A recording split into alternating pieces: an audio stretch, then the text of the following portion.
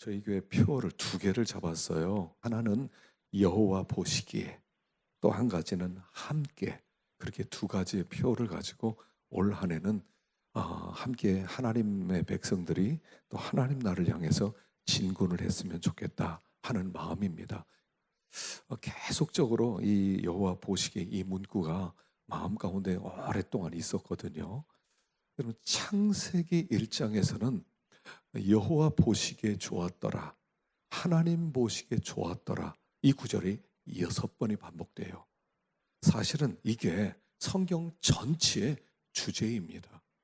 여호와 보시기에 아름다운 세상. 하나님께서 세상을 6일 만에 창조하셨어요. 그리고 창조하신 다음에 하나님의 매일매일 하신 말씀이 하나님 보시기에 좋았더라, 하나님 보시기에 좋았더라. 하나님이 창조의 목적이 뭐냐면 하나님 보시기에, 여호와 보시기에 합당한 선한 그런 나라를 세우는, 그런 세상을 만드는 것이 하나님의 계획이었다는 거예요. 그런데 2장부터 죄가 들어옵니다. 그 죄가 들어와서 하나님 보시기에 좋았던 그 모든 것들을 사람들이 무너뜨리기 시작합니다. 그게 타락이에요. 타락이란 뭐냐면 여호와 보시기에 좋은 삶이 아니라 나보기에 좋은 삶, 바뀌어지는 거예요. 하나님 중심에서 나로 바뀌어지는 것이 타락이에요. 나 보기에 좋냐? 나 보기 싫어요. 그럼 다 틀렸다는 거예요. 그래서 모든 것을 나 중심으로 바꾸려고 하는 것, 그게 우리가 타락의 증거고요. 하나님은 계속적으로 무슨 일을 하고 계시냐면 하나님의 회복이란 하나님 보시기에 좋은 세상으로 바꿔 가시는 거예요. 그래서 지금도 하나님께서 계속 그 일을 하고 계세요. 하나님 보시기에 아름다운 세상으로 바꾸고 있는 중이셔요. 그래서 우리가 올 한 해는 여기에 초점을 맞췄으면 좋겠어요. 하나님 보시기에 아름다운 삶, 하나님 보시기에 선한 삶. 그래서 항상 기준이 하나님이 되는 것, 거기에 초점을 맞추면 좋겠습니다. 그런데 그러면 하나님 보시기에 아름다운 삶이 뭐냐? 그것은 하나님의 뜻대로 사는 삶이다 하는 것이에요. 그래서 오늘 여기 21절을 한번 읽어보겠습니다. 주여 주여 한다고 그래서 입으로 내가 예수 믿었습니다, 내가 교회 잘 나왔습니다, 내가 하나님 잘 섬깁니다, 그런 사람이 하나님 나라에 들어가는 게 아니라는 거예요. 왜냐하면 그 하나님 나라 천국은 어떤 곳이냐면 하나님 보시기에 좋은 사람만 들어가는 거예요. 그래서 거기에서는 하나님 보기에 좋은 일만 하는 곳이 하나님 나라예요. 그래서 하나님 나라에 들어가려면 하늘에 계신 내 아버지의 뜻대로 행하는 자만 들어간다. 그러니까 여호와 보시기에 좋은 삶, 여호와 보시기에 합당한 삶이란 하나님의 뜻대로 사는 삶이 맞춰지는 것이다 하는 것입니다. 자, 하나님의 뜻대로 살고 하나님 보시기에 합한 삶이, 그 삶이 완전한 삶이에요. 자, 우리 창세기 17장 1절을 한번 읽어보겠습니다. 창세기 17장 1절 시작. 아브라함이 99세 때 여호와께서 아브라함에게 나타나서 그에게 이르시되 나는 전능한 하나님이라 너는 내 앞에서 행하여 완전하라. 나는 전능한 하나님이야, 내 앞에서 완전해, 이렇게 말씀하세요. 근데 이게 언제 하신 말씀이냐면 아브라함 99세 때 하신 말씀이에요. 그 앞에 어떤 사건이 있었냐면 하나님께서 아브라함에게 약속을 하셨습니다. 아브라함아, 너의 자손이 하늘의 별과 같이 바다의 모래같이 많게 될 거야, 너 기대해라.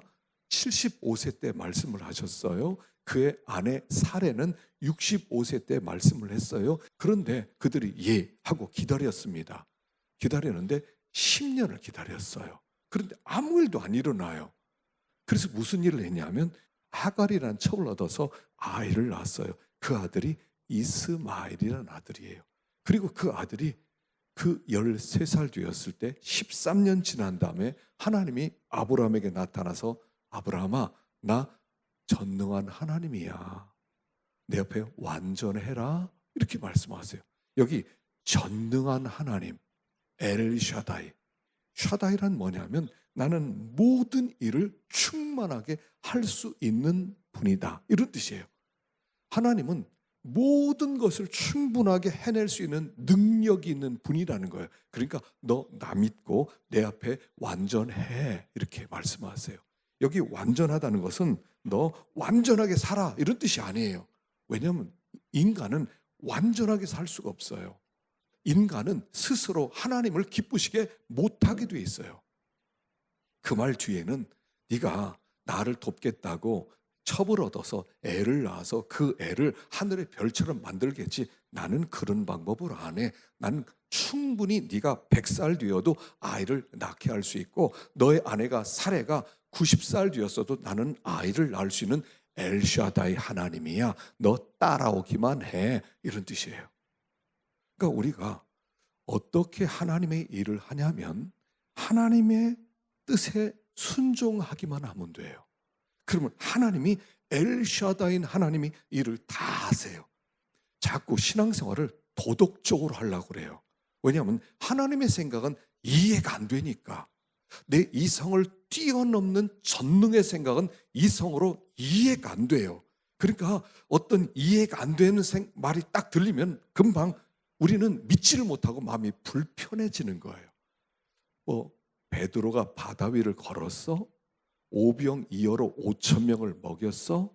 아니, 홍해 바다가 갈라졌어? 그건 불편해지는 거예요. 그리고 그걸 나름대로 설명하려고 그래요. 그게 이성의 세계예요.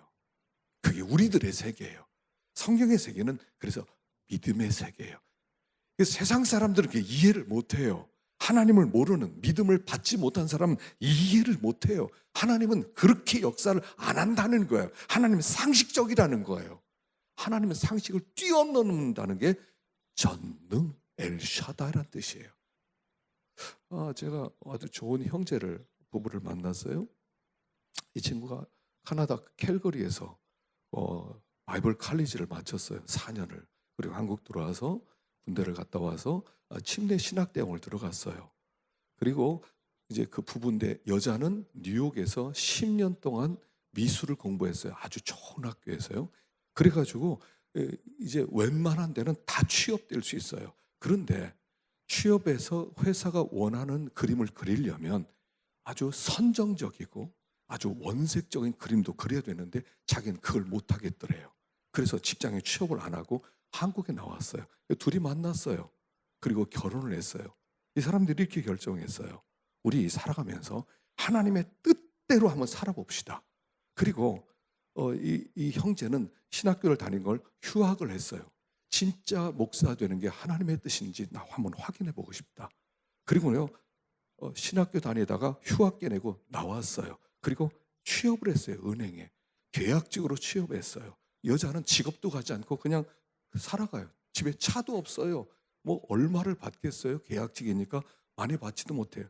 어떻게 하다 이 사람들이 유튜브를 보다 우리 교회를 보고 와, 나오기 시작했어요. 여기서 신앙생활을 해야 되겠다. 그래서 제가 만나보니까 그거예요. 하나님의 뜻을 찾기 위해서 아무것도 안 하고 있다는 거예요. 하나님이 진짜로 인도를 한번 받고 싶다는 거예요. 진짜로 하나님이 원하는 삶을 살아보고 싶다는 거예요. 하나님이 말씀하지 않는다면 그냥 이대로 살겠다는 거예요. 마음이 감동되더라고요. 하나님의 뜻을 그렇게 찾아보셨어요? 미국 뉴욕에서 10년 동안 버텨냈어요. 졸업을 하고 아주 실력이 있어요. 그런데 그냥 기다리고 있는 거예요. 오늘은 이제 저기 부모님 교회 돕는다고 서울로 올라갔어요. 제가 얘기하는 거예요.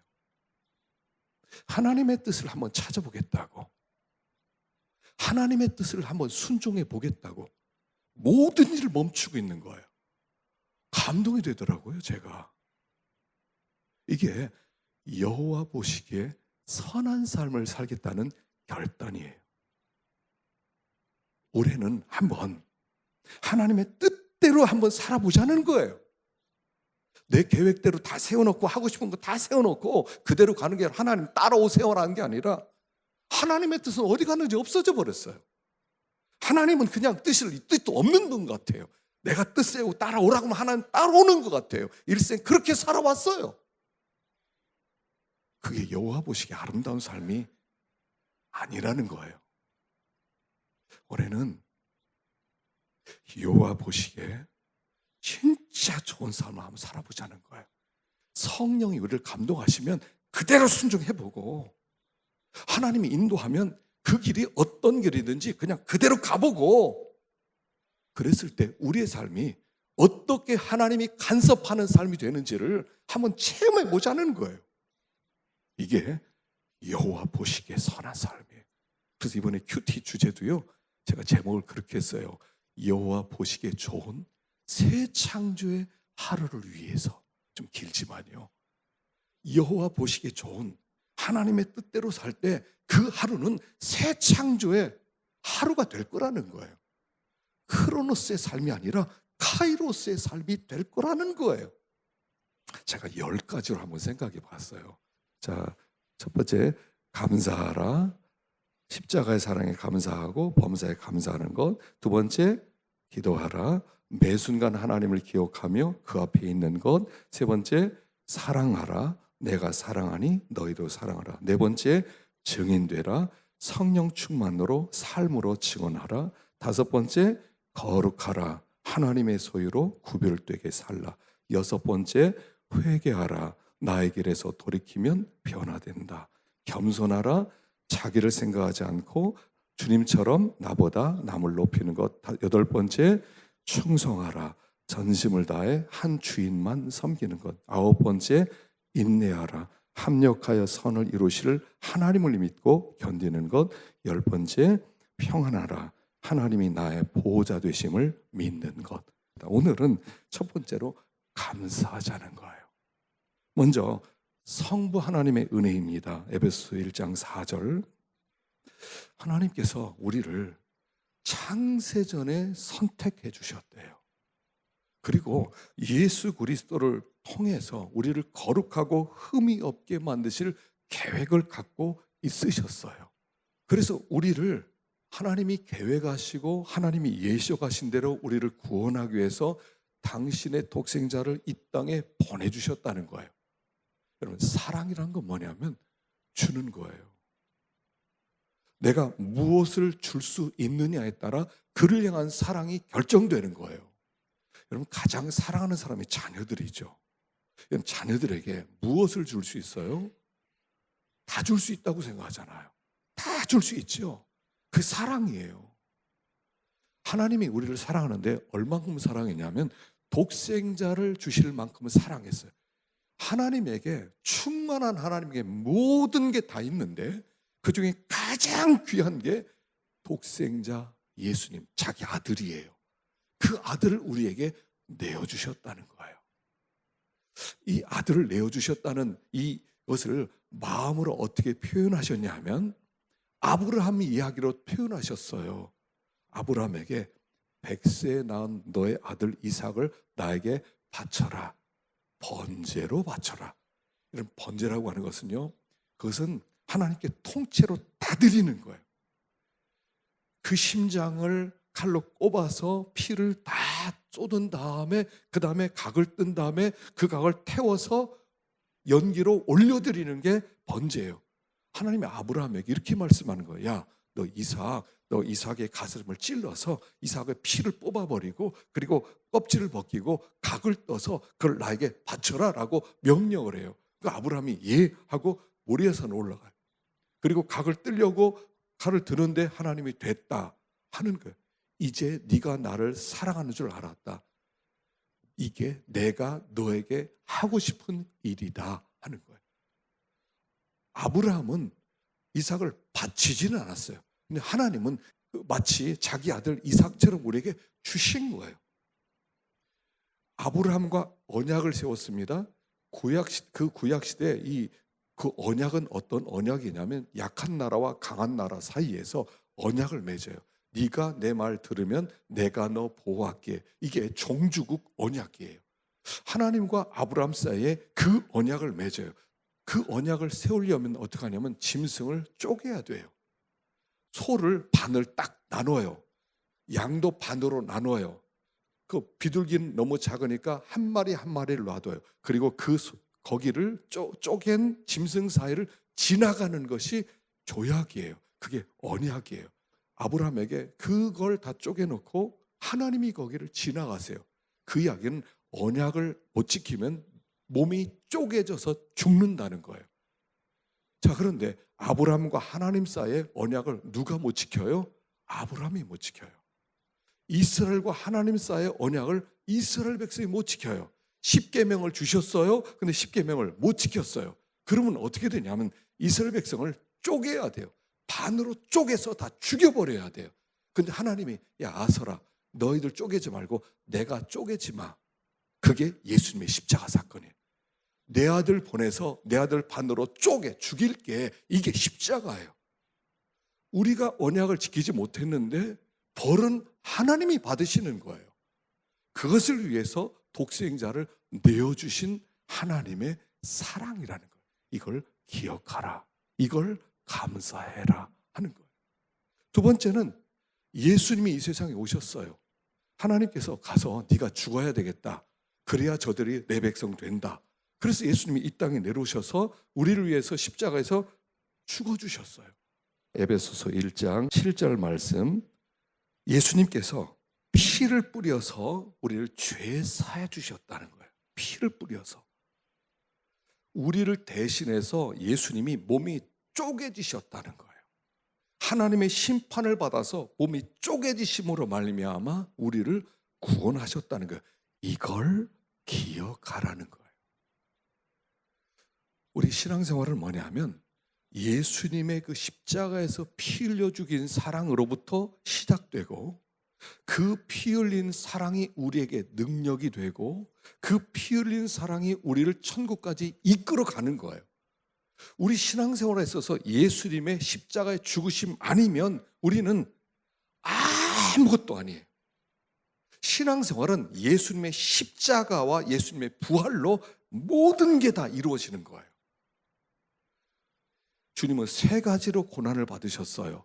육체적 고난, 정신적 고난, 영적인 고난. 여러분, 육체적 고난은 뭐냐면 그분이 육체로 당한 고난이에요.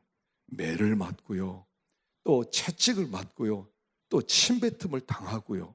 그가 피를 뿌리시고요, 십자가에서 두 손과 두 발에 못을 박히시고 이마에 가시관을 쓰시고 그 고통, 뜨거운 햇빛 아래서 말라 죽이는 거예요. 정신적 고통이 있어요. 그분은 죄가 하나도 없는데 죄를 뒤집어 쓰고 당하는 고난이에요. 그 사람들이 지나가면서 고개를 흔들면서 혀를 차면서 쯧쯧 저 죄인 같으니라고 사람들이 죄를 뒤집어 씌워서 그의 의가 버림을 당하는 거예요. 그게 정신적 고난. 영적 고난은 뭐예요? 하나님도 그를 버리는 거예요. 이 세상에서 저주받은 자가 되는 거예요. 그래서 십자가에 매달렸다는 것은 이 사람은 하늘에도 있을 것이 없고 땅에도 있을 곳이 없는 공중에 매달린 상태, 가장 저주받은 자, 이게 십자가의 죽음이에요. 그 육신적인 고난과 정신적인 고난과 영적인 고난을 합쳤을 때 그 고난을 지옥의 고난이라고 그러는 거예요. 예수님은 우리를 위해서 지옥의 고난을 받으셨어요. 우리가 이걸 생각하는 거예요. 이걸 감사하는 거예요. 그걸 내가 당해야 됐어요. 내가 그걸 당하고 내가 십자가를 지고 내가 고통을 당하고 내가 아픔을 당하고 내가 그렇게 영원히 하나님의 진노 가운데 멸망을 받아야 되는데 예수님이 대신 받았어요. 그걸 생각하는 거예요. 주님이 나를 위해서 죽으셨다니. 이게 이해가 되십니까? 어떤 사람 이해가 안 되니까 에이 끼어보시오, 에이 거짓말, 그런 게 어디 있어 그래요. 그런데 하나님의 진노는 이겁니다. 내가 너희를 위하여 내 아들을 세상에 보냈는데 그래서 너를 구원하기로 하는데 이걸 안 믿어. 내 호의를 네가 뭔데 거절하는 거야. 거기에 대해서는 하나님의 진노는 그거예요. 우리가 죄를 지어서 우리가 못된 짓을 많이 했다는 것도 있지만 그보다 더 큰 것은 그럼에도 내가 너를 용서하기 위해서 내 아들을 십자가에 보냈는데 그 아들을 거절한 것에 대한 하나님의 진노. 그래서 사도행전 2장에는 이게 나오는 거예요. 성령이 임하니까 사람들의 입이 열려지면서 각 나라 말로 방언을 하면서 각 나라 사람에게 하나님이 하신 큰 일을 모든 사람에게 선포하는 거예요. 왜 우리가 선교사를 보내고 거일에 우리가 목숨을 거는가 하면 이 엄청난 사건이 숨겨지지 않게 하라는 거예요. 이 엄청난 사건을 몰라서 멸망받는 사람이 없게 만들라는 거예요. 우리는 그래서 항상 십자가 기준이에요. 십자가예요. 예수님이 나를 위해서 죽어주심이에요. 이게 기도예요. 기도는 그 이상도 아니에요. 그 이하도 아니에요. 보니까 십자가예요. 십자가. 주님 나를 위해 죽어주셨습니다. 부활하셨습니다. 십자가 부활이에요. 그게 전부예요. 그것만 생각하면 그때부터는 우리가 힘이 생기는 거예요. 나를 위해 죽어주실 수 있는 분이 계시고, 나를 위해 그렇게 사랑해서 독생자를 보낸 그분이 하늘의 왕이시고, 그분이 지금도 나와 함께 하시니 뭐가 문제예요? 뭐가 염려예요? 뭐가 낙심이에요?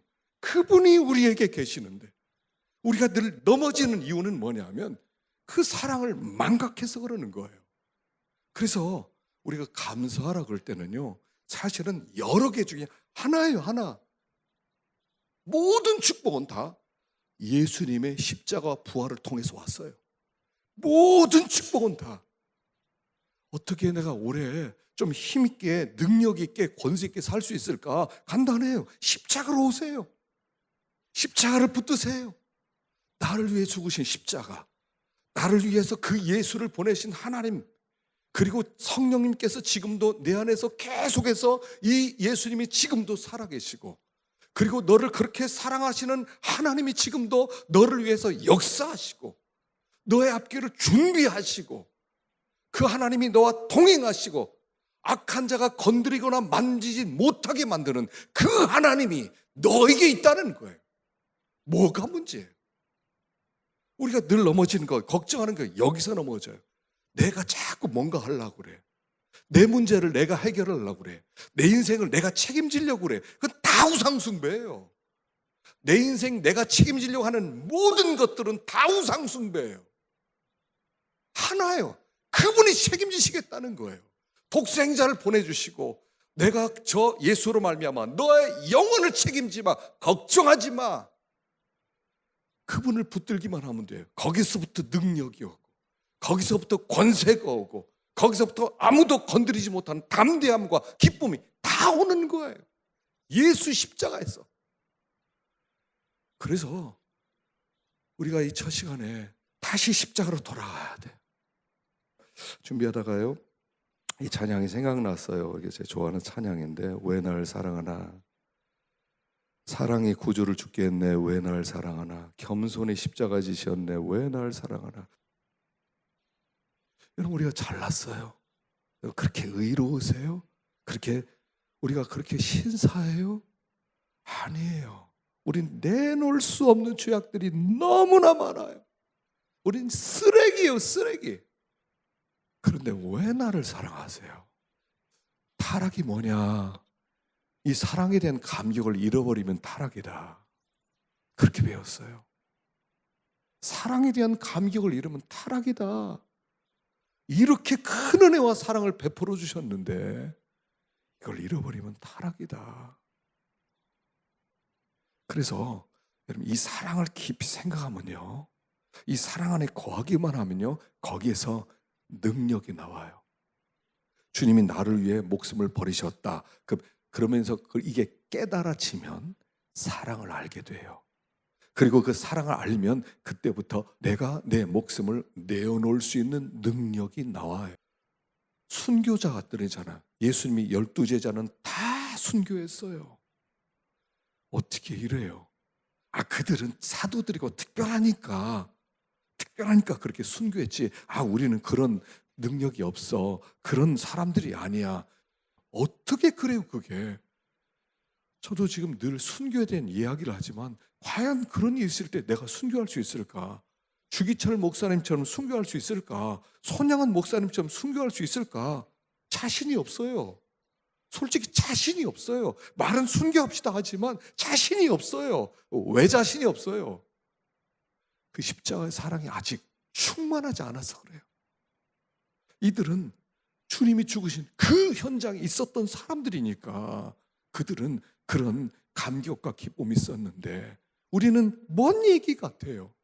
2000년 전에 죽은 십자가 나와 무슨 상관 있어요? 라고 생각하니까 우린 그렇게 못하는 거예요. 그러나 우리가 다시 하나님께 엎드릴 때마다 십자가를 붙들고 그 은혜 감사하고 죽어준 그 은혜, 그리고 내 눈앞에서 죽으신 그분이 나의 하나님이고 나의 주인인 것이 믿어지고 사랑을 깨달으면 우리도 그 능력이 나올 거예요. 왜 못해요? 그 사랑을 알기만 하면 할 수가 있다는 거예요. 그래서 올 2019년을 시작하면서 우리가 다시 십자가의 세계 속으로 들어가고 부활의 능력의 세계 속으로 들어가고 나를 그렇게 사랑하시고 그렇게 붙드시는 그분 안에 거하게 될 때 우리 2019년은 밝은 19년이 될 것이고 하나님이 함께 하셔서 어떤 문제도 다 이겨낼 수 있는 그런 능력의 한 해가 될 것이고 그분이 우리와 동행하심으로 말미암아 올 한 해 믿음으로 승리하게 될 것을 믿습니다.